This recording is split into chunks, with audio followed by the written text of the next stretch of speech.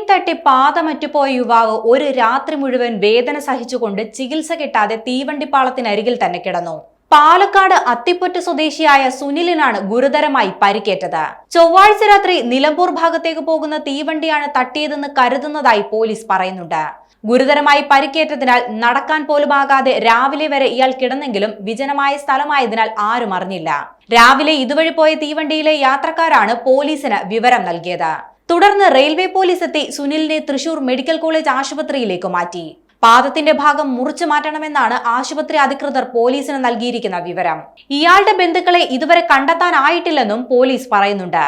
മുൻപ് നെടുങ്ങോട്ടൂർ ഭാഗത്ത് ആനപ്പാപ്പാനായിരുന്നു ഇയാളെന്ന് പോലീസ് പറയുന്നു. പിന്നീട് ഈ ജോലി ഇല്ലാതായതിനെ തുടർന്ന് മറ്റു തൊഴിലുകളെടുത്ത് കഴിയുകയായിരുന്നു എന്നാണ് പോലീസിന് ലഭിച്ച വിവരം. അപകടമുണ്ടാകാനിടയായ സാഹചര്യത്തെക്കുറിച്ച് അന്വേഷിച്ചു വരികയാണെന്നും പോലീസ് വ്യക്തമാക്കി.